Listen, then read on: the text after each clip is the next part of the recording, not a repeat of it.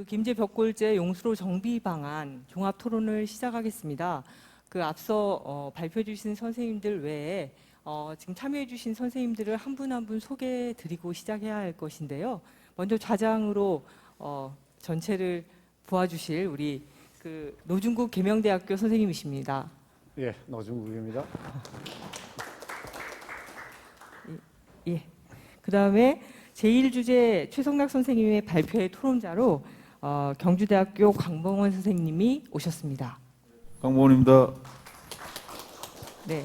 제2주제 임경희 선생님의 토론자로 건국대학교 김숙진 선생님 오셨습니다. 예. 제3주제 이관희 선생님의 토론자로 전북문화재연구원의 김규정 선생님 오셨습니다. 네. 제4주제 안대환 선생님의 토론자로 문화유산 국민신탁의 문승현 선생님, 네. 그리고 세안 TMC의 고주환 선생님 오셨습니다. 네, 그럼 지금부터 종합 토론을 이어가겠습니다. 예, 종합토론 사회를 맡은 계명대학 명예교수인 노중국입니다. 오늘 김제 벽골제 용수로 정비 방안이라는 이 주제로서 네 분의 발표가 있었고 이제 곧이어 개별 토론 후에 종합 토론을 하도록 하겠습니다. 여러분 아시다시피 벽골제는 우리나라로서는 현재는 가장 오래된 저수지이고 약 3km에 이르는 이런 긴 이 제방이라는 큰 특징입니다. 특징이고 또 이게 아마 우리나라 이 고대 정건대 저수지 중에서 수문을 갖고 있는 건 아마 이게 유일할 거예요. 수문을 가지고 이런 이제 특징도 있고 또 경관이 아주 잘 보존되어 있는 제내나 제외나 전부 다 잘 보존되어 있는 이런 이제 특징도 갖고 있습니다. 또 하나 재밌는 거는 이 호남 호서의 구분이 바로 이 벽골지가 이제 기준이 되고 있다 하는 것도 이제 큰 특징으로 되어 있는 것 같습니다. 그러나 제일 아쉬운 거는 용도 폐기됐다는 겁니다. 용도 폐기다. 이게 제일 아쉽다 이런 말씀을 드립니다. 앞서 이 발표자들께서 여러 차례 얘기를 했습니다만은 이제까지 벽골제 하면은 주로 이제 벽골제 제방에 대한 얘기들이 그것도 뭐 축조 공법이나 뭐 축조 시점이라든가 뭐 이런 것에 주로 얘기를 많이 됐습니다만은 이 1925년에 만들어진 이 용수로를 어떻게 할 거냐 하는 걸 아마 본격적으로 논의해 보는 게 이 자리가 처음이 이제 아닌가 생각을 하고 있습니다. 어쨌든 이건 이제 논의를 할 수밖에 없게 되어 있습니다. 이제 신용수로가 만들어지기 때문에 이제 이것도 이제 구용수로 폐기된 용수로가 되어서 이걸 어떻게 할 것인지 이제 첫 논의를 해보는 자리가 되겠습니다. 그래서 먼저 약 한 개별 토론에 대해서는 한 발표당 질문과 토론을 10분 이내로 하겠습니다. 10분 이내로 해서 이거 한 40분 끝내고 하면은 나머지 약 한 30분 내지 35분 정도를 갖고서 종합 토론을 하도록 그렇게 하겠습니다. 부탁은 개별 토론은 10분을 넘기지 말아달라는 것입니다. 이미 저기 토론 요지문이 토론문이 이미 나왔기 때문에 토론을 하시는 분도 요약해서 해주시고 답변을 해주신 분도 요약을 해서 해주시면 좋겠습니다. 먼저 이 벽골제 용수로의 문화재적 가치에 대해서 최승호 선생님의 발표에 대해서 강봉원 선생님께서 이제 토론을 해주시겠습니다. 모범을 한번 보여주기 바랍니다. 예, 알겠습니다. 강봉원입니다.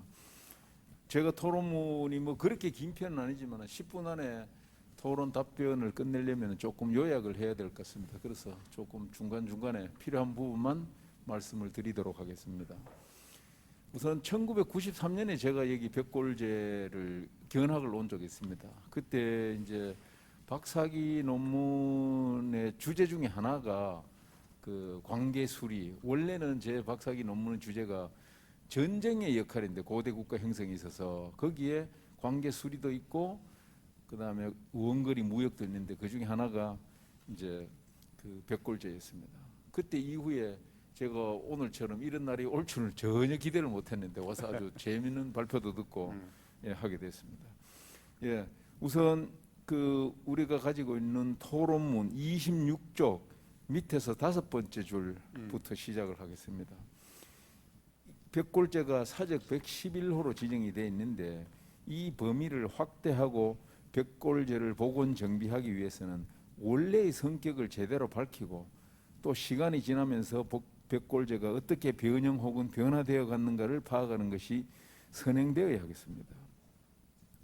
그러기 위해서는 먼저 발굴 조사가 이루어져야 할 것이고 그 결과를 토대로 좀 더 가시적인 연구 성과가 집적되어야 한다고 생각합니다.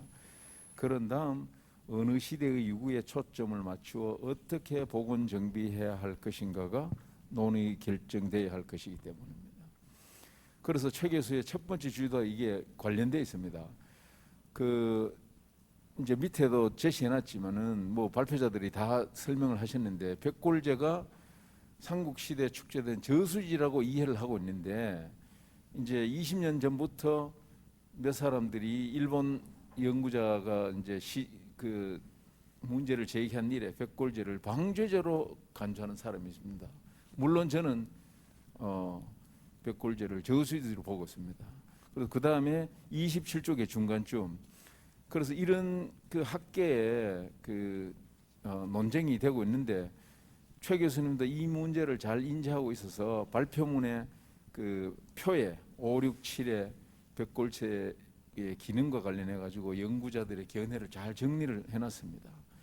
그래서 그러면서 이제 벽골제는 저수지로 만들어졌지만 만조시 바닷물이 밀려들면 일시적으로 방조제 역할도 하였을 것으로 추정된다는 견해를 제시했습니다. 그다음 그 한 셋째 줄 밑에 결론적으로 발표자는 벽골제는 물을 가두는 저수지의 기능뿐만 아니라 때로는 바닷물을 막아주는 방조제 역할도 하였을 것으로 추정된다는 견해를 제시했습니다. 다음 쪽으로 넘어가겠습니다. 28쪽 위에서 7번째입니다. 그래서 질문을 드리겠습니다. 첫째, 두 사서의 내용을 보면 저수지가 맞다고 생각합니다. 발표자께서도 그렇게 설명을 하셨어요. 그런데 발표자께서는 벽골제가 처음에는 저수지로 축제되었지만 만조시 방조제 기능을 했다고 추정하였는데 이것이 가능할 것인지에 대해서 역사고각적인 근거를 제시해 주시면 좋겠습니다. 두 번째, 벽골제는 이 일대에 거주하고 있던 주구 토강묘 축조 세력들이 철제 도구를 사용하여 농경에 종사하면서 거대 제방 축조 기술을 소지한 주민들에 의해 축조되었을 것으로 추정하고 있습니다.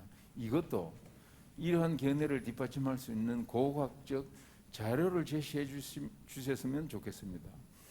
구체적으로 주구 토강묘 유적지 분포 무덤에서 출토된 철기 중에 제방 축조와 관련된 도구 그리고 거대 제방 축조 기술을 소지할 수 있었던 역사적 배경 등입니다. 특히 발표를 하실 때 앞에 있었던 사람들이 어디로 흩어지고 이 새로운 묘제를 가지고 있는 사람들이 들어왔다고 그러는데 어디서 왔는지 왜 왔는지 그러고 원래 있었던 사람하고의 관계가 어떤지 그런 게 사실은 조금 이제 뭐 오늘 다 해답을 기대하는 건 아니지만 그런 게 대해서 조금 좀 생각에 재고의 여지가 있지 않겠나 하는 생각이고요. 마지막으로 벽골제와 같은 대규모 수리시설 혹은 방조제를 축조하기 위해서는 많은 노동력이 소요됩니다.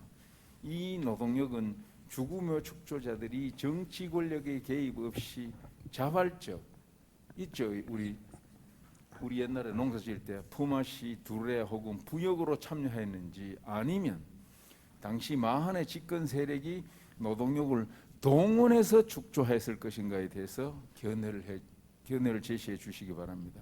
자발적인가 동원인가에 따라서 정치가 달라집니다. 그런 의미에서 대규모 수리 시설인 백골제는 국가 형성의 요인이었는지 아니면은 결과였는지 노동력을 동원했다면 그렇게 했을 정치 조직체는 어디에 위치한 어느 정도의 정치 발전 단계의 사회였는지에 대한 고각 자료를 제시해 주시면은 좋겠습니다. 예. 예, 고맙습니다. 예, 시간을 잘 활용해 주셔서 고맙습니다. 이거 크게 세 가지 질문인데요. 예, 거기에 대해서 5분 안에 그 답을 좀 간단하게 해주시면 좋겠습니다. 대답해 예. 드리겠습니다. 그 세 가지 질문을 하셨는데요. 우리 그 첫 번째 대답은 뭐 써놓은 대로입니다. 저도 뭐 기본적으로 벽골제는 저수지라는 데는 뭐 의심의 여지가 없습니다. 근데 이게 이제 방조제를 주장하신 분들은 해수면이 높여서 전체가 제방 자체가 방조제가 역할을 했다는 그런 뜻인데 그 뜻이 아니고요. 서해안은 해수면이 높여지면 이 수로를 따라 바닷물이 들어옵니다. 그러면 이걸 막았다면 저수지로 막았다 하더라도 그 바닷물을 막아줘야 되는 거죠. 이거 저수지에 물을 쓰려면 그런 뜻이지. 제가 두 가지 역할을 했다는 뜻은 그 방조도 될 수 있다 그런 뜻은 아니고요. 이제 그런 의미에서 이제 두 가지 이제 통합적으로 보자는 거죠. 여러 사람들의 그 주장을 A가 아니면 B다 이렇게 단편적으로 볼 것이 아니라 이게 종합적으로 보면 그렇게 볼 수 있지 않겠느냐는 뜻입니다. 그다음에 이제 두 번째, 세 번째는 뭐 아주 중요한 질문이고요. 이거 자체도 저도 의문입니다. 제가 이제 배경을 말씀드린 거는 이 김제 지역에 농경이 시작되는 그 배경이고 또 호남 지역에서 문화 변화를 보면 그건 뭐 길게 설명 못 드리고요. 그 철기 문화가 처음 들어올 때는 그 토학묘 집단이 들어옵니다. 여러분 잘 아시겠지만 방경강 여기 김제 일대 많이 들어옵니다만 그게 우리 호남 지역의 큰 이슈죠. 왜 그 기원전 1세기경에 그 토학묘 집단이 상당히 소멸되고 사라져 버려요. 그래서 이제 호남 지역에서 그게 뭐 공백이니 많이 이런 논쟁이 많아요. 그게 사라져 버려요. 그리고 그 뒤를 이어서 들어오는 게 주구토학묘죠. 뭐 발굴팀들은 그걸 이제 분구묘라는 말을 쓰는데 그게 기원전 1세기에서 기원전후에 변화됩니다. 그래서 그 집단들이 들어오면서 이제 이 지역에 자리 잡기 때문에 이제 그 집단의 후손이랄까? 그 집단 연속이 이제 축조를 했을 것이다라는 것입니다. 문화의 변화를 설명한 것이고 구체적으로 아까 질문했던 것 중에 구체적으로 그 사람들의 기구가 어떻게 되냐면 고고학 자료가 없어요. 역사도 없어요. 그래서 가장 기본적인 질문이 이게 왜 신라 기록에 있느냐 이런 얘기지. 신라 기록에 왜 들어갔느냐는 그런 의문을 제기하는 이유는 아무 기록이 없기 때문이죠. 또 고고학 자료도 저보다는 이게 토론자로 계신 김규중 선생이 발굴을 6회까지 했기 때문에 더 잘 알겠지만 바로 답할 수 있는 게 없습니다. 그건 저 연구해야 될 뿐이고 나 스스로도 좋은 질문입니다만 대답할 게 없습니다. 그래서 그거는 역시 의문이라는 생각밖에 안 듭니다. 이상 말씀드렸습니다. 궁금하지만 그렇게밖에 예, 말씀 못 강쌤 뭐 하나 뭐 더 할 게 있습니까? 예, 우선 간단하게 그래서 이제 뭐 첫 번째 아마 해수면이 높아지면은 그럴 게 아닌가. 그것도 어떻게 보면은 추정이거든요. 그래서 그거를 좀 뒷받침할 수 있는 무슨 근거를 좀 제시해 주셨으면은 좋겠다는 그런 생각이. 그냥 막연하게 해수면이 올라오면 그거 방제조 역할에서 했을 것이다. 그래서 두 가지 기능이 있었을 것이라고 보는데 굉장히 그 뭐 일반적인 그건데 이제 우리는 굉장히 구체적으로 어떻게 될 것인가 그걸 이제 알고 싶었고 그 다음에 이제 문화 변화하고 문화 변동을 말씀하시면서 선대 문화재가 사라졌고 새로운 주민이 왔다 그러는데 왜 사라졌는지 왜 새로운 주민이 어디서 왔는지 이런 게 어느 정도 해결이 돼. 제가 잘 알거든요. 최 교수님 그 이주 전파 안 좋아하는 거 잘 알고 있어요. 그러면서도 지금 그걸 지금 이렇게 설명을 하시니까 제가 조금은 이거 평소에 지론하고 다른데 싶어가지고 질문을 드린 겁니다. 그래서 그거는 최근에 단 글 쓴 게 있는데 예. 그 설명하려면 기회를 해서 예. 제가 여기서 따로 대답드리겠습니다. 예. 그다음에 마지막 한 가지. 지금 제가 마지막 이 질문은 국가 형성이 요인이었는지 결과였는지가 이제 옛날부터 국가 형성하고 관련해 가지고 굉장히 중요한 이슈입니다. 그래서 그 계란이 먼저인가 닭이 먼저인가 이런 논쟁하고 같거든요. 예. 이게 이제 사람들이 모여가지고 협동을 하면서 제방을 축조를 하는 과정에서 국가가 형성됐는지 아니면은 이미 국가가 형성된 다음에 국가 권력에 의해서 사람을 동원시켰는지 영천 청제는 동원했습니다. 동원이지. 예. 예. 그 다음에 산성을 질 때도 동원을 했습니다. 그래서 그런 게 좀 있는지 어떻게 생각하시는지 제가 그걸 여쭤본 겁니다. 반복된 예, 저기 국가 정치 조직체의 형성의 요인이냐 결과물이냐. 그러니까 뭐, 이제 설명을 할 때요. 예. 이게 이제 백제 영역을 해버리면 백제의 저항 세력에서 준비됐다고 하면 되는데 그런 기록도 없고 백제가 여기에 들어왔다는 그 고각 자료도 드뭅니다. 그렇다고 제지 세력이 어떤 많이 했다 해도 그 설명이 지금 안 됩니다. 그래서 대답할 수가 없다는 것이죠. 예, 저기 마지막 문제는 아마 이런 것 같습니다. 최승달 선생님 얘기한 것처럼 이 4세기 전반경에 이른바 330년 경에 그게 백제의 영역이 어디까지이냐. 지금 이제 그 마한을 얘기하신 분들은 4세기 전반까지 이게 이 전북 이 지역은 아직 백제의 영역이 아니다 이렇게 보고 있는 게 아마 전체로 깔려 있습니다. 아니면 뭐냐 마한이다 이렇게 나온 거죠. 그랬을 때 이제 하나 좀 그 고민을 해야 될 게 마한이라 하는 게 통일 왕국이 아닙니다. 마한 안에는 많은 또 작은 국들이 있잖아요. 그리고 모여서 있기 때문에 이 만약에 이제 백제가 아니고 마한이 축조했다고 한다면 마한이라는 표현을 써서는 저는 안 된다고 봅니다. 마한 안에 어느 세력 구체적으로 이렇게 얘기를 해줘야 이제 설명이 되지. 마한 해버리면은 마치 그래도 마한이라는 어떤 그 통일 국가가 있는 것처럼 오해를 불러 일으킬 수 있다는 점만 이제 그게 그냥 말씀을 하나 드립니다. 이 시간이 좀 경과됐기 때문에 그 첫 번째에 그 발표에 대한 토론은 이렇게 마치겠습니다. 그다음 두 번째 그 문화유산 해석과 해설의 관점에서의 김제 벽골제에 대한 토론을 하는데 토론은 5분 안에 답변도 5분 안에 그렇게 해주시기 바랍니다. 지금 아마 32분쯤 됐네요. 예. 네, 일단 우선 지금까지는 우리가 생각하는 전통적인 그 고고학 유적지로서 벽골제에 대한 논의들만 있어 왔었는데 오늘은 이제 현재 모습을 가진 벽골제, 용수로 그 정비 방안에 대한 그리고 용수로를 어떻게 할 것인가에 대해서 이게 논의를 할 수 있는 장이 생겼다는 것에 대해서 되게 기쁘게 생각을 하고요. 사실은 이제 우리나라 이 최고 최대의 고대 저수지 이 문구가 사실 우리의 고민을 가져오게 한 그 계기가 된 것 같은데요.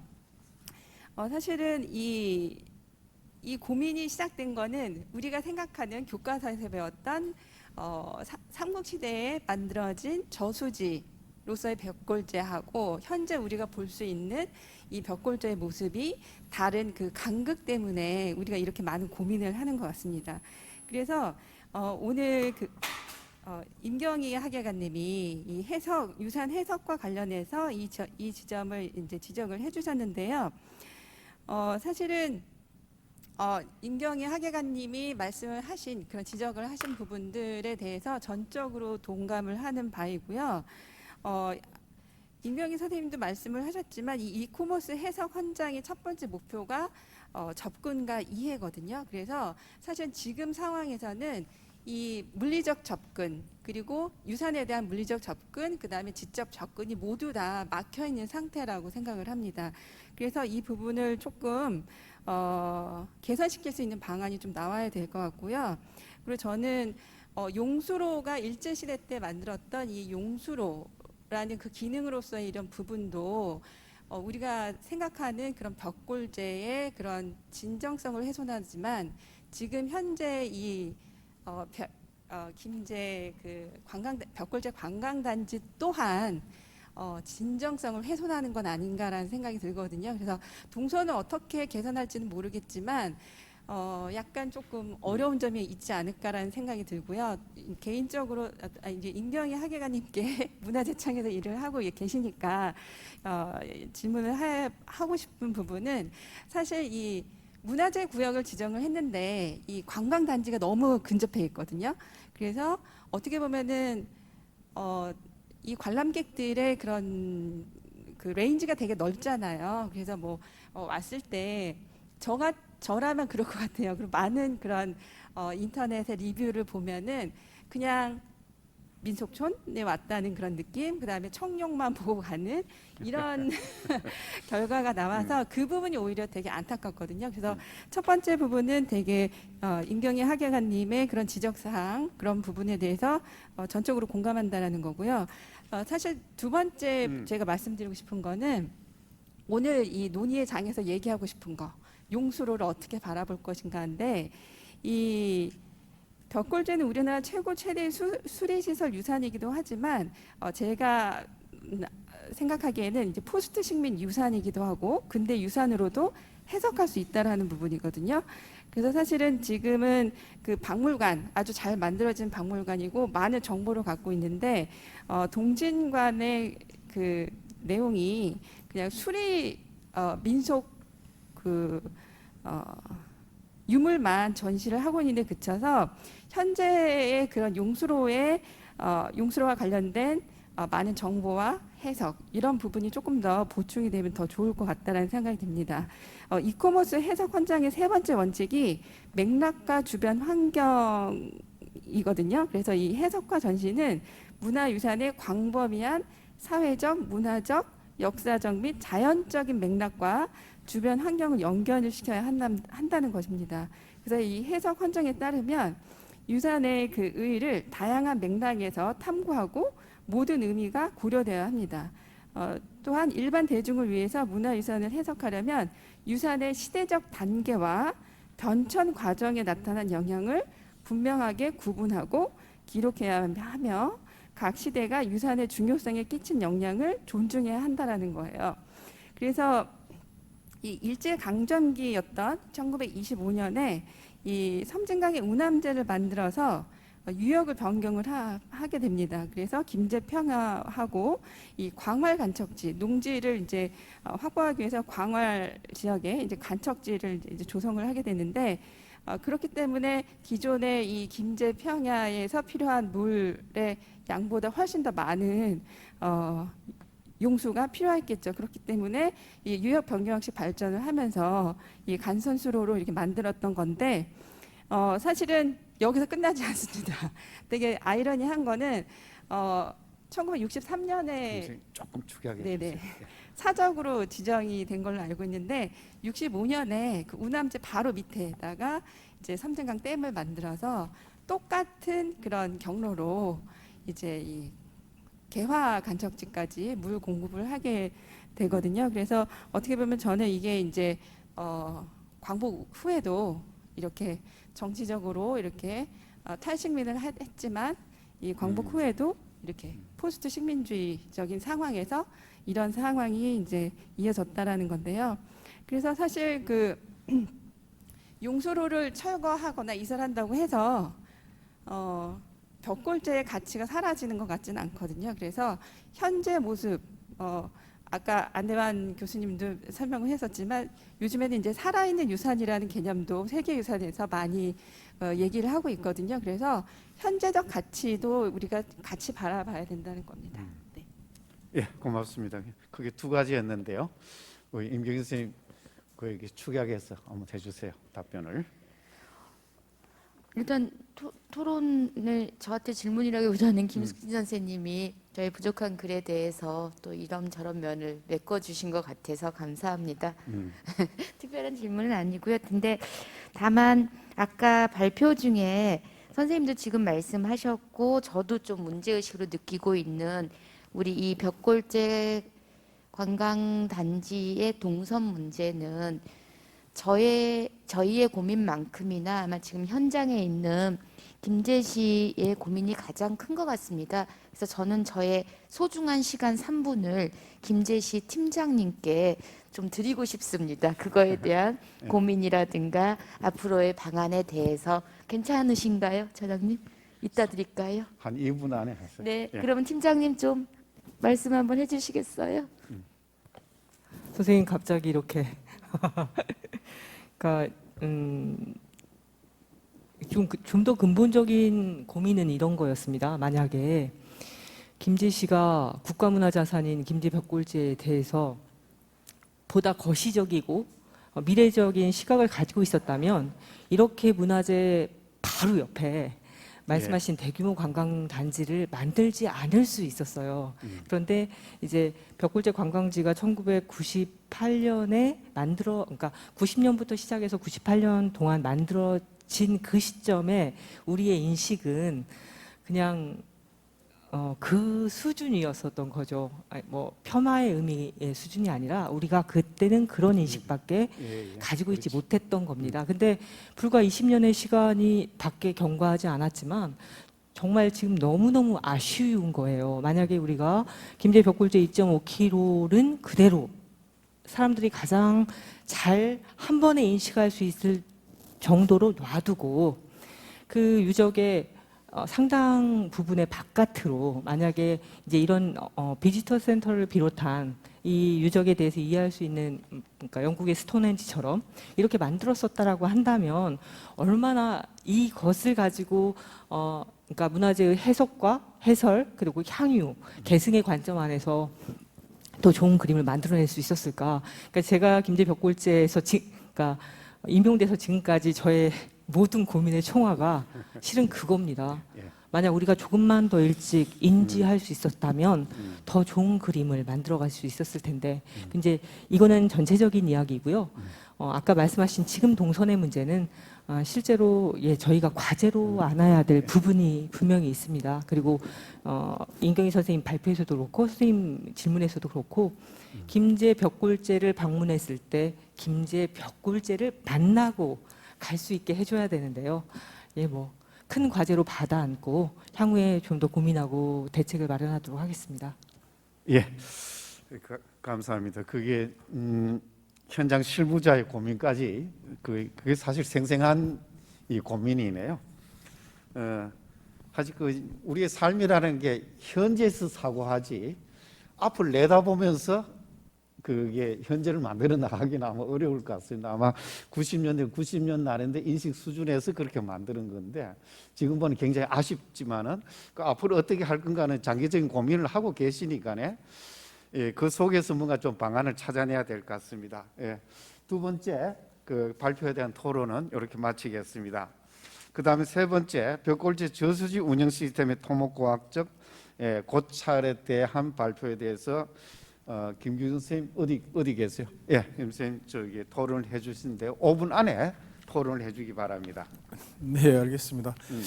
먼저 이건희 선생님께서 아마 이제 토목공학적인 부분에 대해서 이제 말씀을 해주셨는데 사실 좀 토목공학적인 부분들은 좀 너무 문외한이기 때문에 제가 이제 생각했던 부분들 아마 읽으면서 좀 이해가 좀 안 되는 이제 부분들이랄까 이제 그런 것들에 대해서 좀 보충 질의하는 그런 걸로 질의를 하고자 합니다. 먼저 이제 저희들이 이제 일반적으로 그 벽골제에 대해서 이제 제방이란 말을 많이 사용했는데 선생님께서 이제 제당이란 말을 이제 쓰셨더라고요.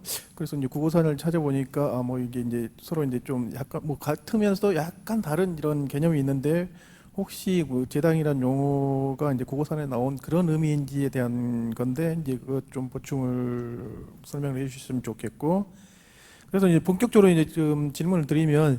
사실 질문이 첫 번째하고 두 번째, 그 다음에 세 번째하고 네 번째는 거의 연결돼 있다고 보시면 될 것 같습니다.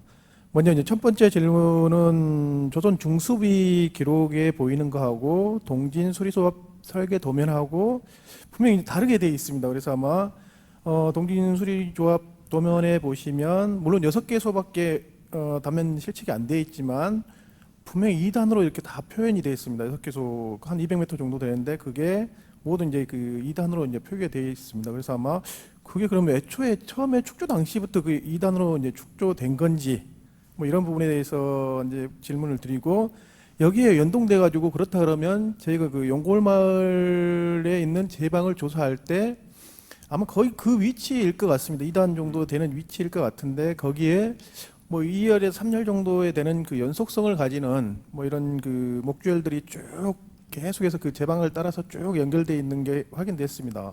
그렇다면 이제 그게 과연 그 우리가 말하는 2단, 그러니까 하단에 있는 그런 거하고 관련된다면 결국 물의 어떤 수위들이 거기까지에 영향을 줬기 때문에 그 제네지 수위가 영향을 줬기 때문에 아마 거기에 그런 시설들이 들어가지 않았는가. 뭐 그거에 대해서 좀 한번 보충 설명을 해주시면 좋겠고. 그 다음에 이제 그 제네지 수위 높이하고 이제 관련된 부분입니다. 그 보면 이제 그 아마 경장거에서부터 쭉 장생거로 오면서 상당히 그 레벨상으로 경장 쪽이 높고 장생거 쪽이 낮은 뭐 이런 것들을 제네지 쪽에 보이고 있습니다.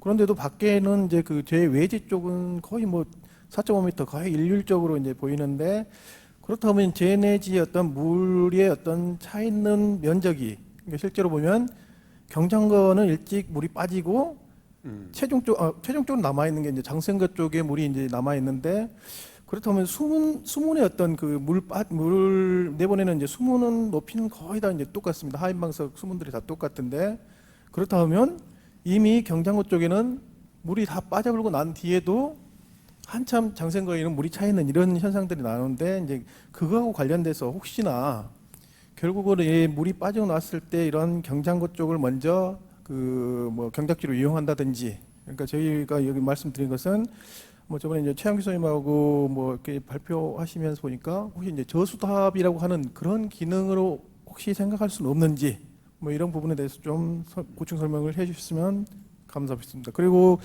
마지막 부분은 뭐 수요가 부분은 아까 뭐 선생님께서 발표하시면서 아직 이제 시굴 조사만 이루어졌기 때문에 뭐 발굴 조사가 돼봐야 정확히 이제 알 수 있다고 이제 했고 저도 이제 그 발굴 조사가 이제 돼야 그분에 대해 정확하게 알 수 있기 때문에 마지막 부분은 뭐 생략을 하도록 하겠습니다.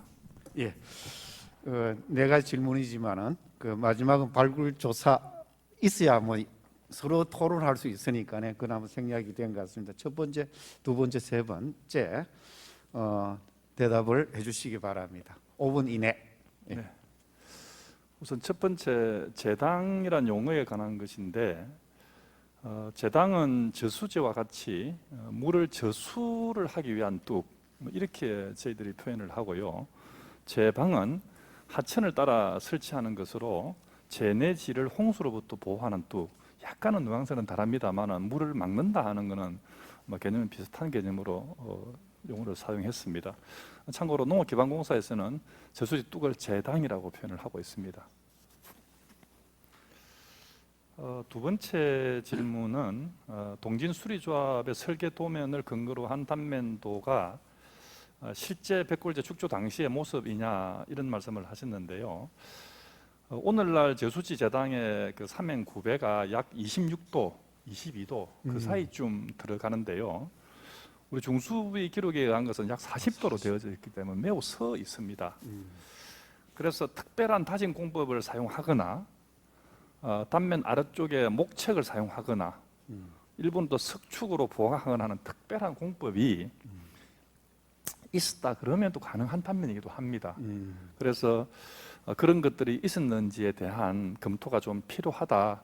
그래서 고고하시는 발굴하시는 분들하고 또 토목의 사면 연구하시는 분들 동시에 연구하면 좋지 않겠나 하는 생각을 가지고 있습니다. 그 다음에 2단 조성이 이루어졌을 가능성이 있느냐 하는 건데 이건 역시도 시대를 쭉 오면서 처음에는 1단을 했다가 또 보강이 되었을 가능성도 없지 않아 있습니다. 이 부분도 나중에 뭐 지금 간선수로 밑에 묻혀버려 가지고 알 수는 없습니다만 발굴 조사를 혹시 할 기회가 있다 그러면 그 부분도 좀 시간적 차에 따라서 규명이 되면 좋겠다 하는 것이고요. 여기서 제가 그렇다 아니다 하는 답변하기 좀 곤란할 것 같습니다. 예. 그리고 목주열 위치 부분이 저수지 용수의 높일 가능성은 없는가 하는 질문을 하셨는데 지금 1925년도에 동진수리조합 설계 도면을 근거할 때 그 제당의 정부의 엘리베이션이 아까 8점이라고 말씀을 드렸고 2단부의 엘리베이션이 5.5입니다. 그래서 만수시의 그 수위를 우리가 6m로 지금 저는 가정을 하고 있는데 그러면 약 0.5m 차이가 나서 만약에 목줄이 있다 그러면 상당한 그 부분에 역할은 했을 거라고 생각이 듭니다. 그러나 그것이 전체 단면에 있는지는 한번 검토할 필요가 있겠다 생각이 듭니다. 그리고 저수답 아까 말씀을 하셨는데요. 저도 아까 백골제 저수지 운영 시스템의 세 가지를 말씀을 드렸는데 마지막 세 번째가 저수답의 개념을 염두에 두고 말씀드린 것입니다. 그래서 충분한 가능성은 저는 있다고 보고요. 현재 첫 번째 아까 말씀드린 유통거와 수요거만으로 방류를 하는 시스템이라 그러면 현재 조사된 단면으로 매우 단면이 작다 이런 생각이 듭니다. 그래서 큰 규모의 유통거나 큰 규모의 수요거가 있다 그러면 상황은 달라집니다만은 현재 상황으로 보면은 오늘날 저수지처럼 운영되기는 좀 어렵지 않겠나 합니다. 그렇다고 이제 수문을 다 열어도 방류량이 작기 때문에 상당한 오퍼레이팅에 대한 시스템화되어 있는 그런 제도가 있었을 수도 있고 만약에 그게 아니라 그러면 우기에는 운영되지 않고 근기에만 운영했을 가능성도 배제하기는 어렵다 이런 생각이 듭니다. 네, 이상입니다. 예,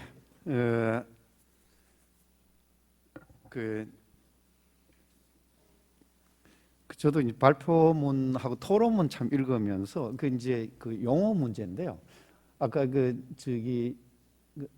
그게 재당이라는 표현을 쓰고 있는 것 문제인데 사실 이 벽골제라고 하는 공통의 주제에서 봤을 때 지금 사서에 나오는 용어는 못짓자든지 제방제자든지 아니면 재은 그 고지도에는 지제 재은이 다 나오대요. 그리고 이제 삼국사기에는 지고 삼국유사에는 재고 그래서 이런 역사적인 용어를 공통으로 쓰는 게 좋지 않겠느냐.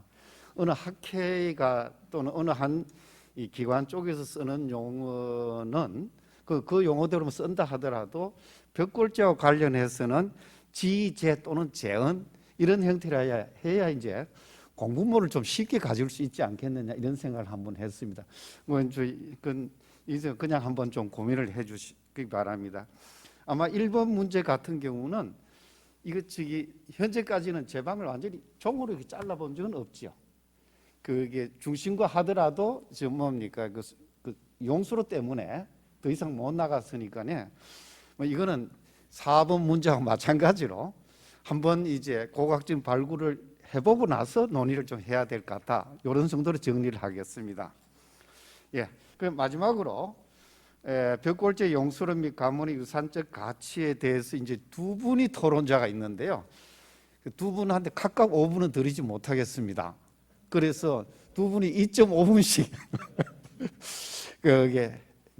해주시기 바랍니다. 홍성현 선생님, 문성현 선생님, 예, 네. 2.5분 안에 해주세요. 네, 간단히 말씀드리겠습니다. 예. 그 발표자께서는 그 경련의 가치하고 그다음에 근대 산업유산적인 그러니까 가치적인 측면에서 그 벽골제의 어떤 가치에 대해서 말씀을 하셨고 그 중요성에 대해서는 저도 충분히 이해를 할 것 같습니다. 그런데 그 이제 이 정비 방안을 세울 때는 그런 그 누적된 가치를 관람자들에게 보여주는 게 굉장히 어려운 일이라고 판단이 됩니다. 그래서 그런 누적된 가치를 어떻게 보여주실 건가에 관한 그런 방안이라든지 아니면은 어떤 목표 이런 것들을 좀 말씀해 주셨으면 좋겠고요.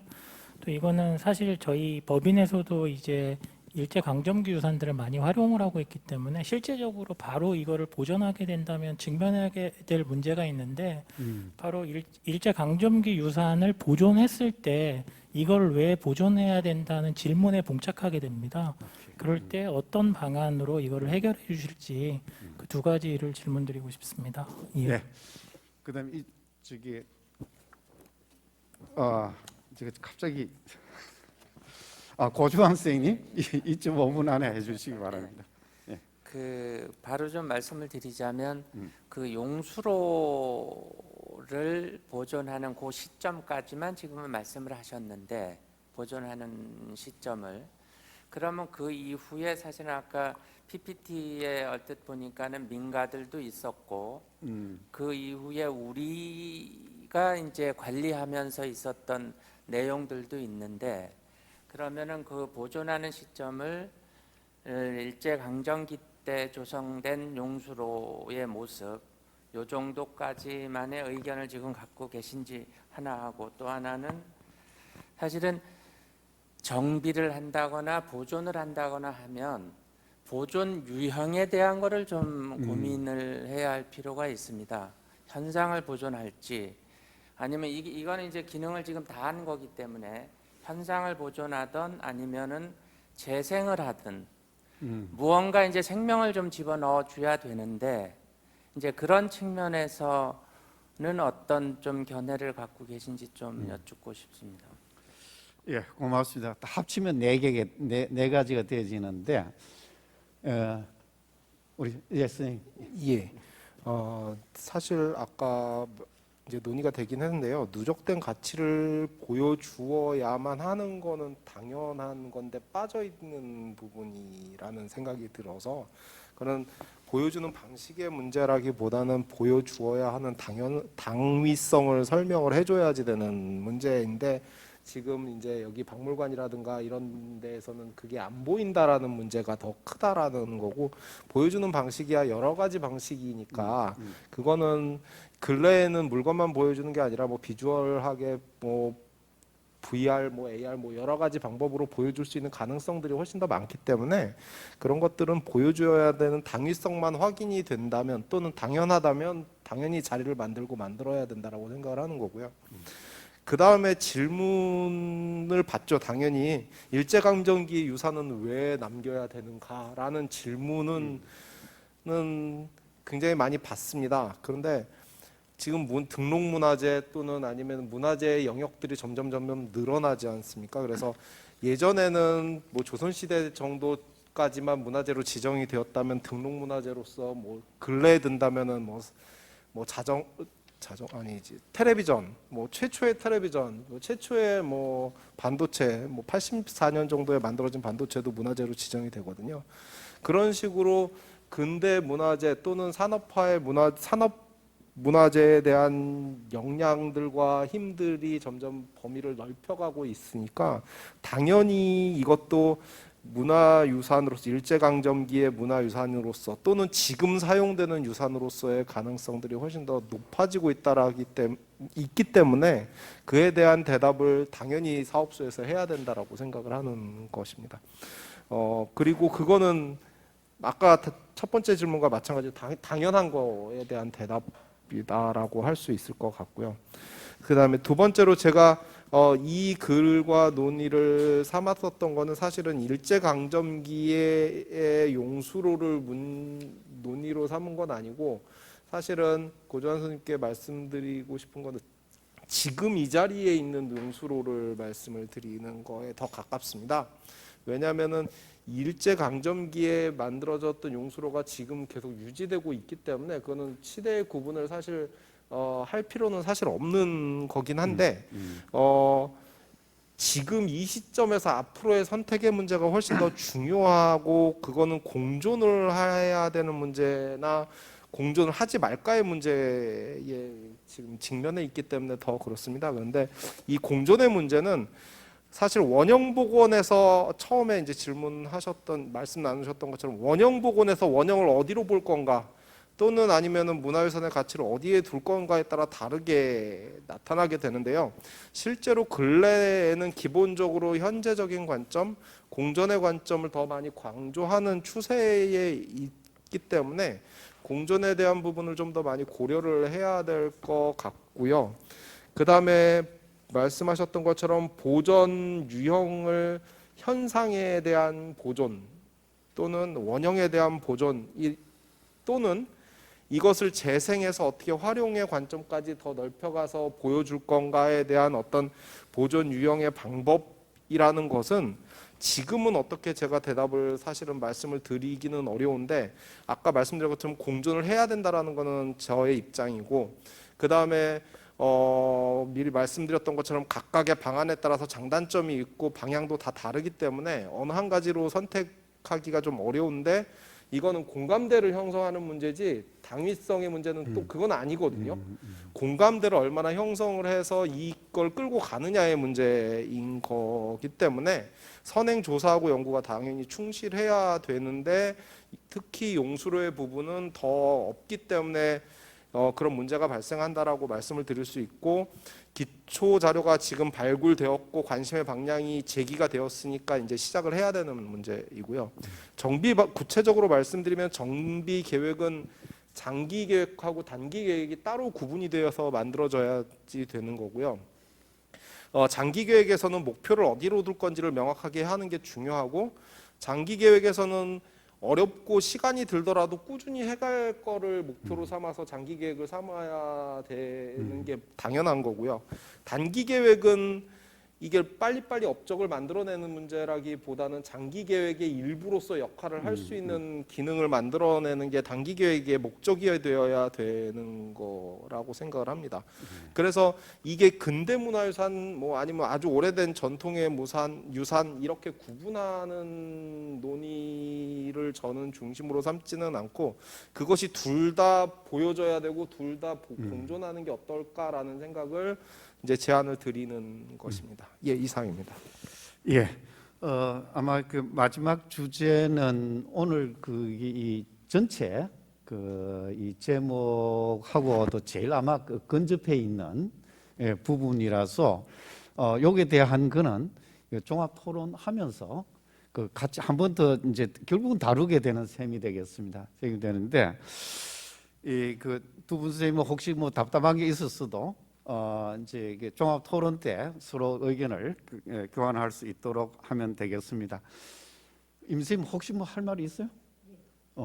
길게 한 2분 안으로 해주세요. 네, 지금 질문 주신 게 저랑 안 선생님이랑 거의 같은 결을 가지고 있어서 제가 좀 말씀을 드리고 싶은 게 있습니다. 흔히 우리가 근대 문화재에 대해서 얘기를 하면은 일제시대 유산에 대한 당연히 반발이 있는 것도 알고 있고 여러 가지로 정비가 되고 있습니다. 근데 여기에서 구별해야 될 게 용수로는 1925년에 만들어졌고 일제강점기 1945년까지 남아있죠. 근데 지금의 용수로는 왜 1945년 이후 그 용수로가 자꾸 빠진다라는 거예요. 1945년 이후의 용수로는 지금 여전히 살아계신 용골마을 분들의 단순히 추억 정도가 아니라 그들의 삶 자체였거든요.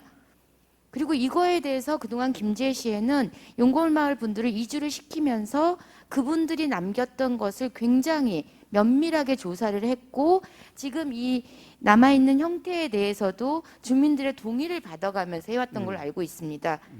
그래서 지금 우리가 흔히 이거에 대한 정비를 한다 그러면 축조, 남긴 것 이렇게만 생각을 하지만 진짜로 정비계획에서 흔히 정비계획이란 말, 그 말 자체가 주는 어감 때문인데 실은 해야 될 게 당시 그것을 향유했던 직접 유산을 생활로서 가져갔던 그 사람 기반으로 접근을 할 수가 있습니다. 용수로만 중요한 것이 아니라 지금 용수로에는 내려가는 계단들이 있습니다. 그 계단들은 용골마을 사람들이 그 계단을 통해서 용수로에 가서 빨래도 하는 곳이었거든요.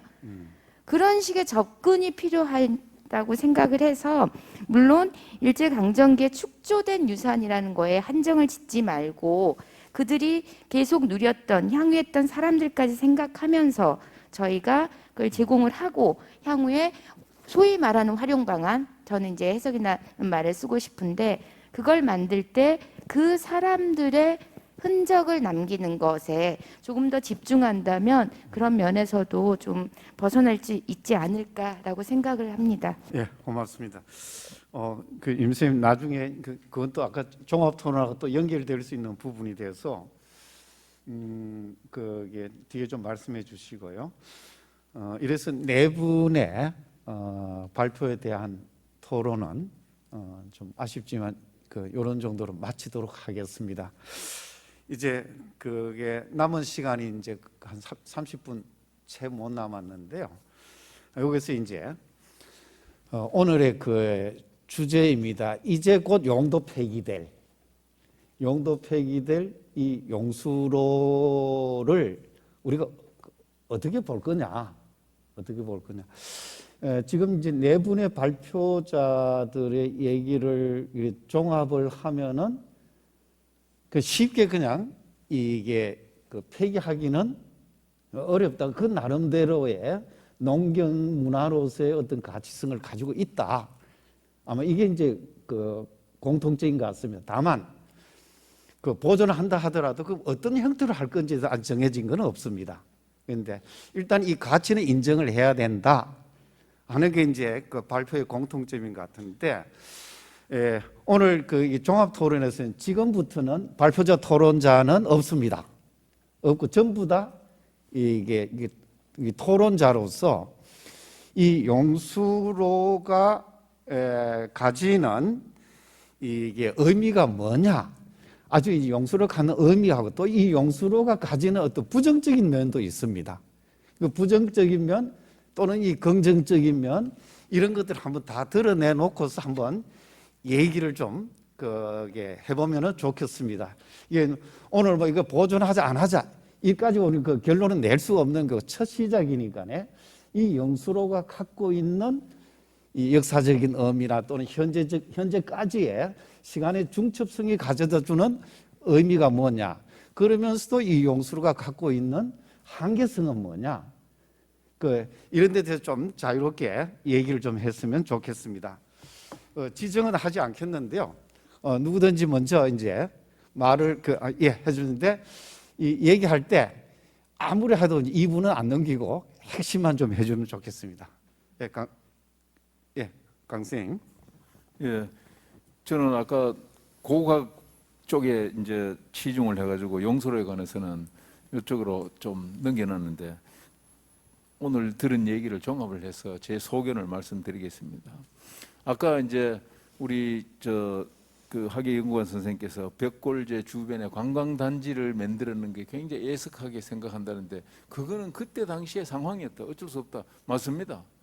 왜냐하면은 지금 이제 여기 부정적인 평가, 긍정적인 평가인데, 제일 애로사항은 아마 용수로를 그대로 놔두고 하면은 원래 만들었던 그 제방, 그거를 못 찾는 게 제일 아쉬울 테고, 이제 그걸 어떤 식으로 찾긴 찾아야 되는데, 그럼에도 불구하고 저는 그 용수로는 일제강점기에 만들어졌다고 하더라도 남겨놔야 된다고 생각합니다. 왜냐하면은 그 강점기에 그 했다 그래가지고 없애는 게 뭐냐면은 우리 조선 총독부 같은 거, 그죠? 그 지금에 같으면은 그거 철거 못 합니다. 그러니까 관광단지 했는 것도 너무 애석하게 생각하실 거 없고, 그 다음에 조선 총독뿐만이 아니라 예를 들어서 구룡포에 가면은 거기 일본 사람들 집이 있습니다. 목포에도 있죠. 예. 그 다음에 울산에 외성 있죠. 그 다음에 경상남도 남해안 지역에 외성들 많이 있습니다. 그거 다 보존해놨습니다. 그 외군들이 와가지고 했는 건데, 그리고 그거 저 비교 검토하고 연구 대상이 되죠. 물론 그게 사실은 국가사적으로 지정된데 등급을 격하를 시켰어요. 격하를 시켜갖고 지금 뭐 지방문화재인가 그렇게 했는데, 어떤 식으로든 간에 그게 남아있거든요. 뭐 그런 차원에서는 일제강점기, 그러고 45년대에 그 40년대 했다는 그런 거 남겨가지고 활용할 수 있도록 해야 된다고 저는 생각을 하고 있습니다. 예, 이상입니다. 예, 고맙습니다. 그 다음에 또 어쩔 수 없이 각자 한마디씩은 해야 될 거예요. 예, 이렇게 가는 것도 괜찮겠네요. 예, 2분 넘지 않게 해주세요. 예, 우리 네, 짧게 대답하면 이제 보존하는 게 맞다라고 생각을 하는데요. 저는 사실은 벽골제와 용수로를 이어줄 수 있는 어떤 공통점이 자장님께서 사실은 숙제를 저희한테 내주셨거든요. 그래서 저희가 이제 고민을 한 결과, 사실 이제 벽골제는 농업 문화와 이렇게 보통 엮으시는 게 되게 많은데, 저는 물과 유산 또는 물 유산으로서 바라본다면 이게 나이스하게 이렇게 연결이 되지 않을까라는 생각이 들거든요. 그래서 제가 아까 조금 벽골제를 뭐 3km의 어떤 그 물리적인 구조물로만 바라보는 것이 아니라 지역적인 스케일, 그다음에 국가적인 스케일에서 조금 넓게 바라본다면 그 일제 강점기 이후에는 사실 간척 사업 그리고 광복 이후에도 간척 사업에서 이제 용수가 많이 필요하기 때문에 유역 변경식 발전을 해서 하천의 상류에 그 물을 이제 끌어다 쓴 거였거든요. 근데 사실 이 경향이 이 동진강에만 해당이 되는 것이 아니고 만경강도 마찬가지거든요. 그래서 대하 저수지도 만들고 이런 식으로 하다가 사실 서산 간척지를 기점으로 해서 좀 트렌드가 바뀌어요.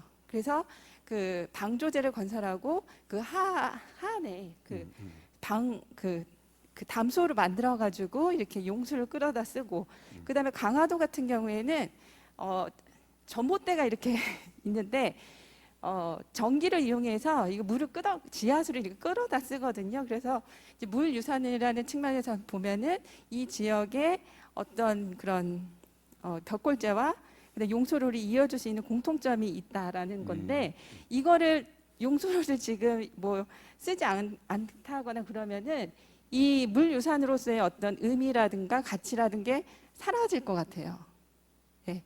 그래서 뭐 쓰지 않고 물만 채워주고 뭐 그 호수처럼 이렇게 만든다라고 하셨는데 그러면 이제 생활인으로서 이 지역 주민들이 물은 있으나 쓰진 못하는 그 살아있는 유산이 아니라 죽어있는 유산 이렇게 돼버려서 저는 존치를 해야지 된다라고 생각을 합니다. 존치해야 된다. 예. 그게 존치해야 된다는 그 물도 흘려보내야 된다는 예. 그다음에 예, 김규 쌤. 네, 그 아마 그 존치하는 것도 이제 중요하고 뭐 그런 부분도 아마 있을 겁니다. 근데 저희 생각은 그렇습니다. 기본적으로 과연 그걸 존치를 한다 그러면 그 상태로 존치를 할 수 있는지 아까 계속 이제 말이 나왔는데 그걸 존치를 했을 때 문제가 되는 것은 계속 이 그 누수가 계속 되고 있습니다. 지금 현재 누수가 계속 돼서 지금 그나마 남아 있는 제방마저도 계속 지금 누수에 있어 지금 파괴가 되고 있는 상황입니다. 예. 그렇다면 결국은 물론 일부 부분, 그러니까 부분에 이제 존치를 할 수도 있겠지만 저는 또 한편으로는 또 우리가 아까 그 보면 이제 2단인지 아닌지 그런 것들부터 시작해서 뭐 기저분은 어떻게 됐고 하는 게 전체가 지금 다 조사된 게 아닙니다. 그러다 보면 결국은 저희는 이제 고고학적인 입장, 그다음 벽골제 어떤 그런 축조 시기라든지 그다음에 뭐 여러 가지 이제 중수라든지 이런 것들을 봤을 때 물론 이제 그 농수로에 대해서 존치하는 부분도 일부분은 있어야 되겠지만 저는 일부분은 원형을 또 복원해 주는 것도 또 좋은 방법이 아닐까. 그렇다면 우리가 이제 쉽게 볼 수 있는 부분, 지금 보면 이제 아마 그 장생거에서 중심거 구간이 되겠죠. 거기가 아마 제일 잘 남아 있기도 하는 것 같습니다. 그래서 아마 그 부분은 원형을 좀 보존을 해주고, 그다음에 이제 중심거를 지나서 그 나머지 부분들은 좀 이제 기존에 이제 그 용수로를 보존을 하면서 또 일부는 또 다시 중간에는 또 이렇게 보존을 해서 원형을 이제 복원을 해주면 어떨까?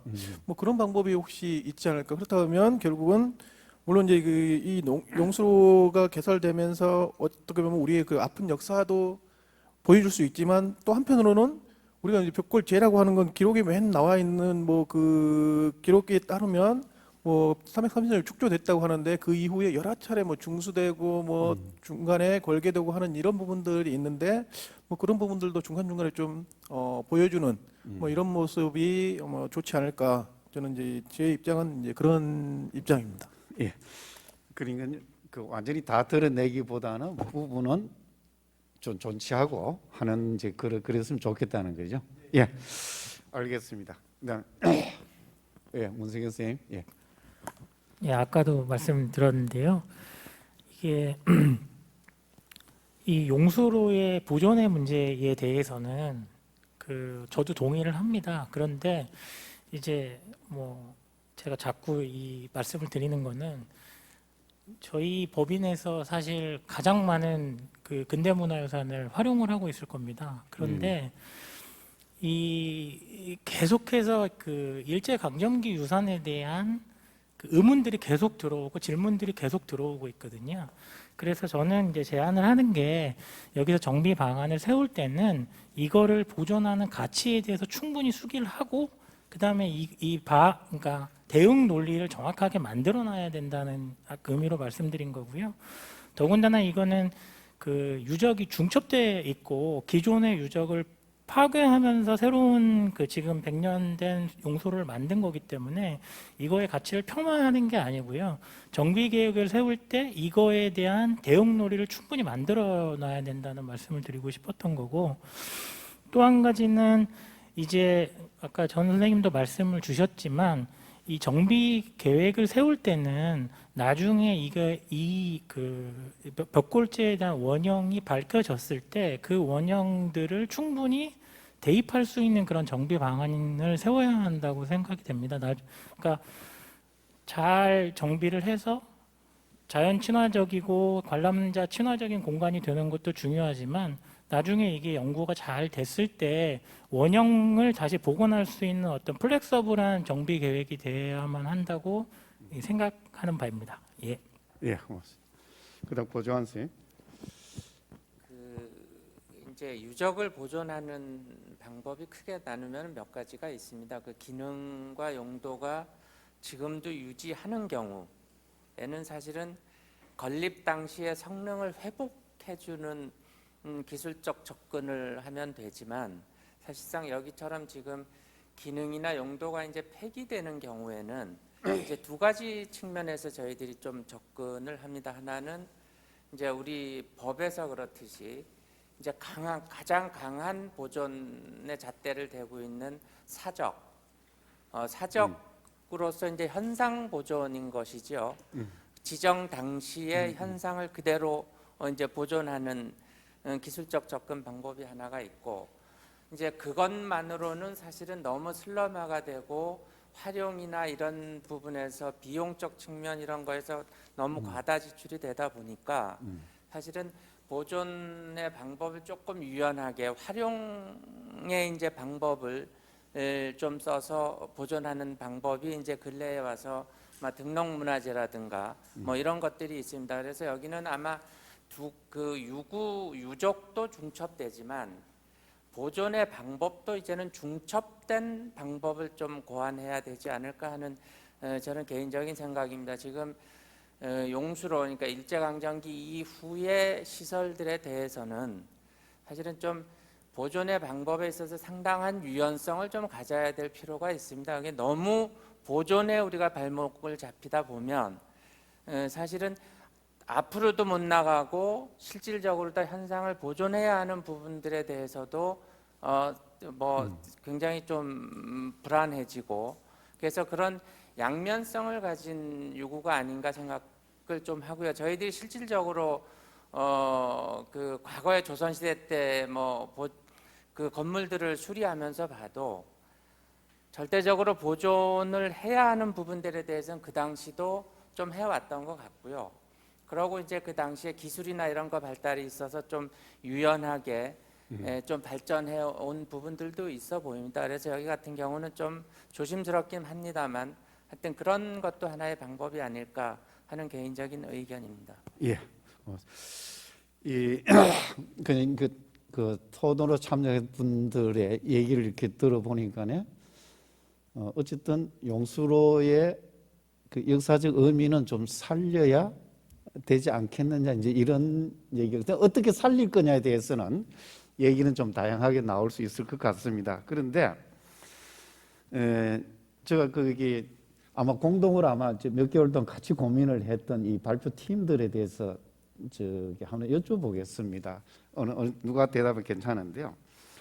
아까 최선학 선생님이 그게 발표에서 문화재 보존 관리 활용에 있어서는 원형 유지가 기본 원칙이다, 이렇게 하나 되어 있고, 그 다음에 이제 그게 두 번째로 현재 지금 이 용수로를 이제 폐기하고 새로운 용수로를 만들잖아요, 그죠? 만들게 될 때 이유가 그 세 가지로 이렇게 정리를 해놨대요. 그래서는 현재 이제 기본적 벽골재하고 중첩이 되어진다는 것, 원제방하고, 그 다음에 제방 보호 문제 하고, 그 보호 문제가 이제 그 문제가 되어지고, 또 이게 이 용수로가 현재 있기 때문에 원형을 확인하려도 지금까지 못한 거죠. 아주 일부만 이렇게 해보는. 그리고 이제 벽골재 안전한 관리, 이런 목적 때문에 우회 용수로를 새로 만든단 말이에요. 그러면 이 보존하는 보존해야 된다는 거하고 이 용수로를 방금 이야기한 그게 문화재 보존에 있어서 원형을 유지해야 하면서 동시에 우회 용수로를 만들게 된 이유, 이것하고 이제 충돌이 생길 경우 어떻게 하실 거냐는 거예요. 어느 분이 대답해서 좋습니다. 그냥. 아마 이런 질문 누구나 하실 거죠. 왜 이설을 시켰냐는 거죠. 이설을 시켰을 때 분명히 그 이유가 있는데 보존을 한다면은 이설 시키는 목적하고 과연 어느 정도 부합이 되느냐, 충돌이 되느냐. 충돌이 된다면 어떻게 할 거냐는 거예요. 연구팀에서 얘기를 해줘야 돼요. 그 팀장의 문제가 아니고. 예. 예. 예, 그 아주 중요한 문제를 제기했는데 사실은 저희들이 그 연구팀에 참여하면서 그런 생각을 했습니다. 어떤 생각이냐면 이걸 그 용수를 이전하기 전에 이런 학술대회를 했어야 된다. 그걸 심각하게 고민하고 해야 되는데 거기에 대한 심각한 고민의 근거가 없습니다. 다만 그냥 훼손된다. 아까 지금 얘기했듯이 제방을 보호해야 된다. 이거 자꾸 훼손되니까 골치 아프다. 옮겨버리자. 이렇게 결정난 거지 누가 고민한 게 아닙니다. 그래서 저희들이 참여한 거는 이설을 전제로 하고 어떻게 할 거냐라고 참여했기 때문에 우리가 직접 답할 수는 없고요.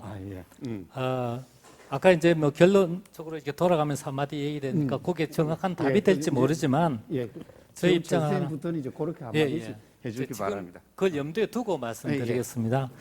지금 이번에 아까 얘기했듯이 이걸 이전하기 전에 고민을 안 하고 이전이 돼버렸기 때문에 지금 고민해 왔습니다. 그래서 이 용수로가 옮겨짐으로써 뭔가 이렇게 해결된 것 같은데 새로운 또 고민거리를 우리한테 준 거죠. 그 용수로 처리 부분이기 때문에. 그래서 이제 이게 어떻게 보면 해결의 실마리기도 하고 또 해결의 그 고민의 출발이기도 한데요.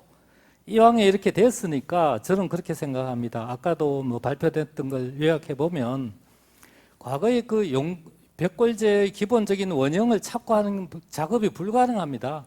과거에 단면을 자를 수도 없고 조사도 덜 됐고 일부 많은 노력은 했습니다만 잘 모릅니다. 제가 문제 제기했듯이 삼국시대 벽골재가 완전히 그 어디에 천을 막았는지 안 막았는지도 모릅니다. 또 그쪽 부분 조사도 안 됐고요. 그래서 이게 상당히 우리한테 고민거리를 던져줬지만 다행히 용수로가 넘어가기 때문에 이제 마음 놓고 조사한 데서 막 하자는 것은 아닙니다.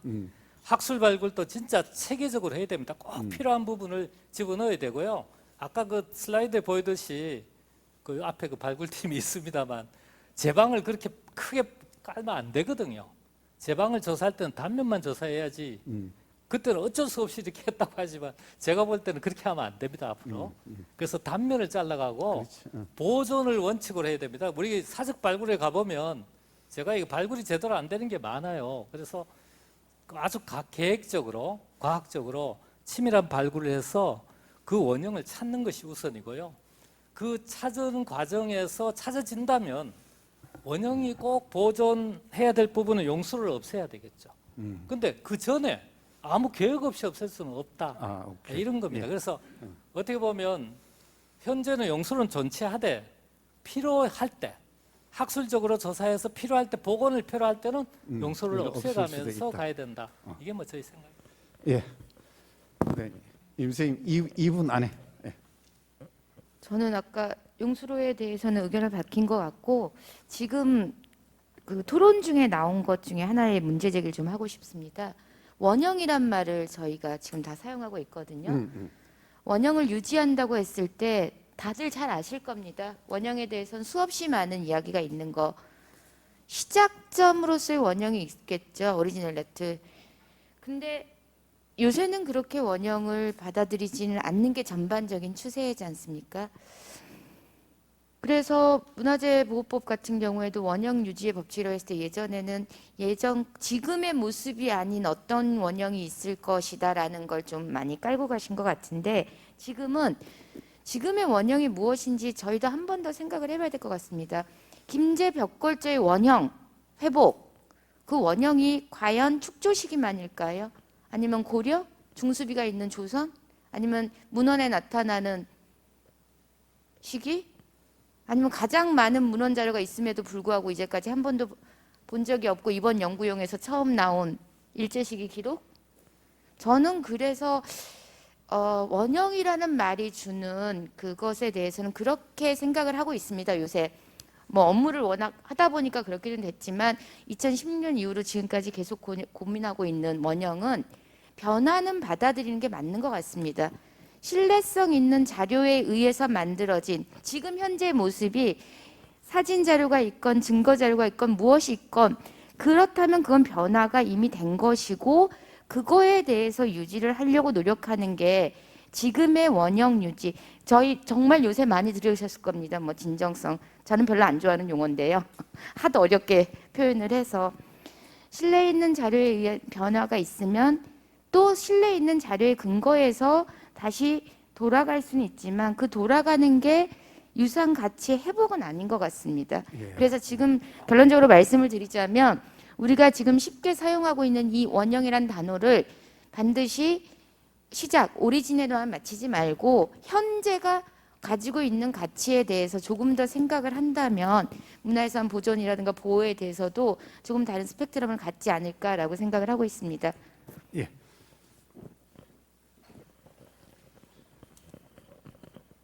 저도 백골제가 시간적으로 가지고 변해온 거라고 생각을 합니다. 그래서 시간적으로 어떻게 변해왔는지에 대한 규명은 좀 필요하다 이렇게 보고요. 그래서 우리가 용수로 보호에 너무 초점을 맞춰버리면 시간적으로 변해온 것에 대한 조사를 할 수 없이 될 수 있으니 그것은 하면 안 되겠다 생각이 듭니다. 그래서 부분적으로 절개가 필요하다 그러면 절개를 하자는 게 저는 생각입니다. 그리고 지금 이제 용수로를 이슬할 수밖에 없었던 것은 지금 용수로를 지금까지 써왔던 용수로의 모습 그대로 가져갈 수가 없기 때문에 그런 것이거든요. 다시 말해서 이연부에 누수가 된다든지 그것을 다시 고치려고 하니까 또 백골제를 훼손해야 되고 뭐 그런 문제 때문에 된 것이거든요. 그래서 우리가 그 수위를 예를 들어서 만수위 형태로 용수로를 유지하는 것이 현실적으로 어렵다 그러면 그 수위를 낮추어서 운영하는 것은 수압이 낮아지기 때문에 그런 문제가 좀 저하될 수가 있거든요. 그러면은 수위를 낮추면서 부분적으로 필요한 부분은 보수를 해서 물이 안 새게 만드는 건 가능하지 않겠나 그런 생각이 들고요. 그러하면서 갱간도 좀 살리는 방법이 있으면 좋겠다. 저는 개인적으로 그런 생각을 합니다. 이상입니다. 예. 두 가지 정도 말씀을 드리고 싶은데요. 2분 안에 해주세요. 예. 하나는 아까 문승현 선생님께서 말씀하신 것처럼 되돌릴 수 있는 계획이라면 훨씬 더 좋을 거라고 생각이 들어요. 그래서 그 부분에 대한 부분은 고민을 좀 해보시는 게 더 좋을 것 같고 앞으로 해야 될 것 같다라는 생각이 들고요. 또 하나는 아까 고재환 소장님께서 말씀하신 것처럼 현상을 유지하는 건지 재생하는 건지 활용하는 건지에 대한 목표치에 대한 부분들에 대한 고려를 확실하게 하는 것들이 더 중요한 부분이라고 생각을 합니다. 이 용수로를 어떻게 하는 것도 중요한데 이걸 용수로를 없애버렸을 때 생기는 장점, 단점 아까 제가 말씀드렸던 그런 그냥 유지할 때 이제 생기는 장점, 단점 이런 것들이 있을 텐데요. 하나 빠진 게 용수로를 남기겠다고 한다면 그거는 용수로를 문화재적인 가치 또는 문화유산의 가치로서 인정한다라는 거기 때문에 그 부분에 대한 관리와 내용들은 당연히 뒤따라가야 되는 문제라는 거죠. 그래서 그런 부분들은 당연하다라고 생각이 드는 부분들로 고려를 하셔야지 되는 거고요. 또 하나 큰 거는 아까 말씀드렸던 것처럼 제 발표 때 말씀드렸던 것처럼 건축 토목유산은 안 변하지 않거든요. 무조건 변하는 거기 때문에 변하는 것에 대해서 인정을 안 하는 것은 기초 정의의 어떤 용어의 정의 또는 건물의 정의에 어긋난다라고 생각을 하는 거거든요. 그래서 당연히 변하는 거고 당연히 낡고 당연히 훼손되니까 당연히 또 고쳐야 되는 거라는 것들을 좀 알아주시면 더 좋을 것 같습니다. 예, 이상입니다. 고맙습니다. 그 시간이 얼마 안 남았기 때문에 정 선생님 지금 30분 우리 끝나게 돼 있죠. 30분을 끝내야 되죠.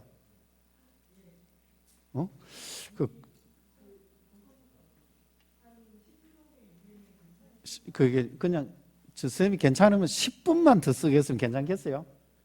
예. 그 지금 이제 그 10분 이내로 이제 끝내겠는데 그러면은 그게 그 정생님 그 실무 담당자로서 그 고민을 한 2분 안으로 한번 얘기를 해주세요. 이제 당초에는 그간의 발굴 조사와 일련의 학술 조사의 뒤를 이어서 지속적으로 김제 벽골제를 들여다보는 일을 해야 하는데 아까 선생님들께서 정리해 주신 것처럼 사적과 한 몸을 이룬 용수로라고 하는 것이 가져오는 문제점 때문에 지금 이설의 단계에 이르렀던 거죠.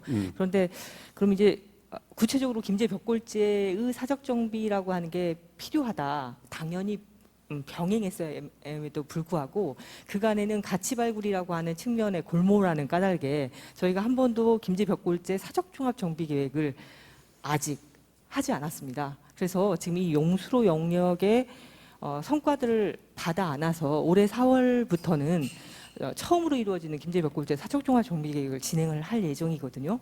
근데 이제 이걸 고민하다 보니까 저는 그런 생각을 했어요. 아, 그러면 저 김제 벽골제와 한 몸을 이룬 용수로를 이렇게 그냥, 왜냐하면 아까 말씀하신 것처럼 어느 날 그렇게 한 30년 노력해도 안 됐던 것이 느닷없이 돼버린 거예요. 용수로 이설이. 그러다 보니까 채 준비하지도 못한 상태에서 현상이 바뀌었는데 그러면 최소한 지금 사적 김제 벽골제와 한 몸인 용수로 이것을 두 가지를 다 동시에 보면서 좀 한 번 정도는 깊이 있는 수기를 통해서 용수로에 대한 개념을 정의하고 사적과의 관계를 정의하고 그리고 두 가지가 병행할 수 있는지에 대한 가능성들을 점쳐볼 필요가 있다. 그래서 그걸 하기 위한 용역을 선행하고 이 용역의 결과를 사적 종합 정비 계획에 안아가자. 그렇게 시작됐습니다. 예. 근데 저는 덕분에 굉장히 제가 북한문화유산 김제 벽골제에 대해서 말씀드리고 저희 모두가 지금 공감하는 바인데요.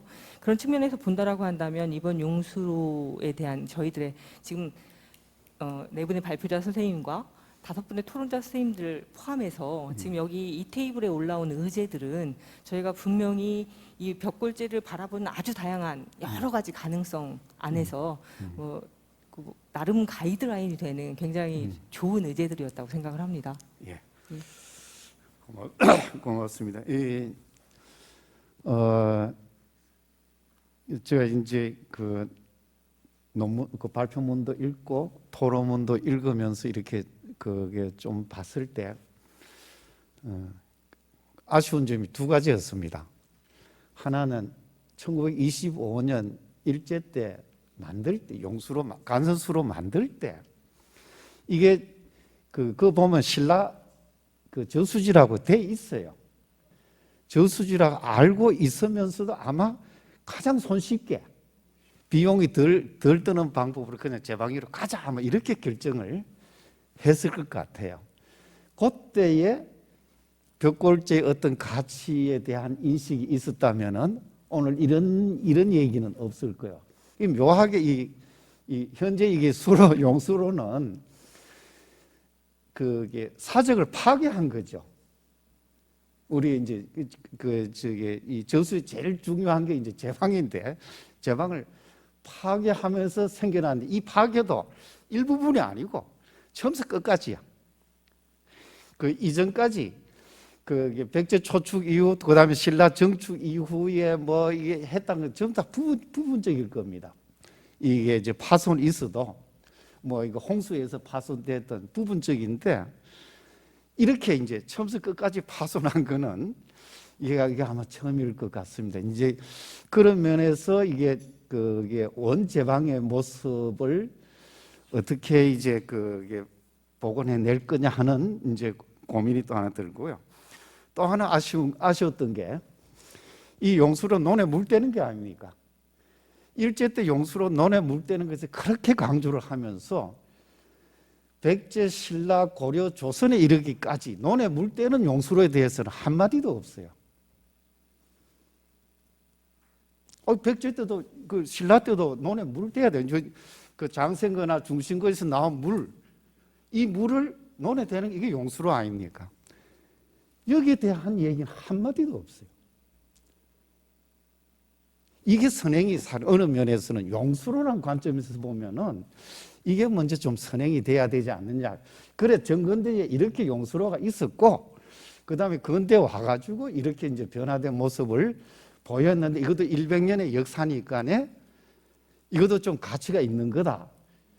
뭐 이런 형태로 좀 그 접근이 이루어졌으면 어땠을까 하는 좀 그런 생각을 좀 가져봤습니다. 예, 마무리되기 전에 혹시 이제 이와 관련해서 그게 좀 생각을 해오신 분이 있으면은 그 한두 분한테 기회를 드리겠습니다. 예, 강 선생님.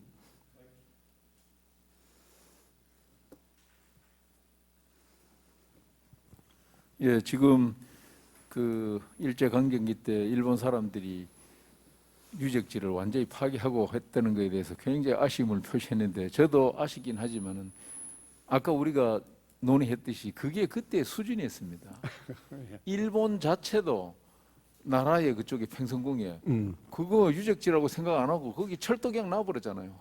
일본도 그러니까 그거 생각하면은 우리나라에서 했는 거 뭐 의도적으로 사실은 이게 파괴하긴 했지만 유적지를 일부러 파괴하려는 건 아니고 생산량을 제거하기 위해서 했는 거니까 그거는 이제 더 이상 뭐 아쉬워해도 할 수 없는 거고 그 다음에 이제 그 다른 이제 용수로에 관해서 언급을 하셨는데 제가 이제 요 토론 준비를 하면서 그 신정동북 여지승남 이제 기록이 나오죠. 예, 거기 번역된 거를 봤어요. 거기 보니까 도랑에 관해서 쭉 나와 있더라고요. 그래서 그거는 이제 향후에 학술 연구를 통해 가지고 계속해서 해야 될 그런 연구 주제가 아닌가 싶습니다. 예, 예, 고맙습니다. 이상입니다. 예, 그다음에 또 혹시 예, 그러면 좀 시간도 지나고 해서 그냥 그게 일단 마무리를 좀 해야 될 것 같습니다. 오늘 아마 그게 첫 모임입니다. 아마 용수로 갖고서 제가 모두에 말씀드린 대로 용수로를 갖고서 이걸 그 존치시켜야 될 거냐 어떻게 하여튼 이렇게 좀 갑론을박 해본 거는 그 처음인 것 같고요. 아마 몇 차례 이게 논의가 좀 있어야 될 것 같습니다. 있으면서 아까 그 최승학 선생님 얘기를 했는데 지금은 이제 이 용수로가 폐기됨으로써 과연 그 별골제가 그 초축이 어떻게 됐고 정축이 어떻게 되고 그 뒤에 이제 보축이 어떻게 되고 한 걸 본격적으로 조사할 수 있는 이제 터는 마련됐다. 계기는 됐었습니다. 아마 단면을 잘라 보면은 우리가 상상도 못했던 것도 나올 수 있겠고요. 아니면 굉장히 실망할 수 있는 결론도 나올 수 있을지는 모르겠는데, 그는 일단 한번 그 정밀한 발굴 조사가 그게 이루어지고 이른바 제방의 원형이라는 것을 최대한 추적할 수 있는 추적하게 되면은 그 토대에서 앞으로 아마 용수로를 어떻게 할 거냐가 더 본격적으로 얘기가 되지 않을까 이런 생각을 해보게 되어집니다. 그러면서 동시에 이게 제방 바깥쪽에 현재는 그 세 개의 수문, 이 수문에서 나오는 물들이 어떤 형태로 이게 관계가 될 수 있는 건지도 이것도 같이 이제 염두에 두고서 생각을 해야 되지 않을까 이런 생각을 해봤습니다. 그다음 두 번째는 오늘 아침 제가 한 시간 좀 일찍 와서 한 번 더 둘러봤습니다. 둘러봤는데 현재 제방하고 그다음에 이제 새로 있을 땐 제방 사이의 공간이 꽤 넓습니다. 꽤 넓어요. 현재 새로 있을 때는 제방도 역시 용수로입니다. 역시 용수로니까 이것도 이제 의미는 있는 거죠. 그럼 두 용수로 사이에, 신구 용수로 사이에 나오는 공간을 이걸 어떻게 해야 될 거냐. 이것도 이제 같이 고민하는 속에서 이제 앞으로 계획이 좀 잡혀졌으면 좋겠다 하는 말씀을 드리면서 이상으로 잠정적으로 제1회 용수론 관련 이게 토론을 마치는데 혹시 이제 강구상 한번 해주세요. 네, 선생님 그럼 이상으로 종합 토론을 정리하도록 하고요. 예. 네, 고생하셨습니다. 그 오늘 학술 대회는 김제 벽골제의 복합문화유산적 성격을 여러 각도에서 용수로와 함께 다시 한번 생각하는 아주 큰 진전을 이루었다라고 생각합니다. 김제시는 김제 벽골제의 과거 역사를 인지하고 현재를 향유하고 그리고 이 가치가 미래로 계승될 수 있도록 선한 관리자로서 최선의 노력을 다하겠습니다. 그리고 김제시의 이 노정에 귀한 시간을 내어주셔서 발표와 토론으로 함께 해주신 여러 선생님들께 진심으로 감사를 드립니다. 더불어 온라인으로 함께 참여해주신 선생님들께도 감사를 전합니다. 긴 시간 정말 수고 많으셨습니다. 감사합니다. 예, 수고하셨습니다. 네.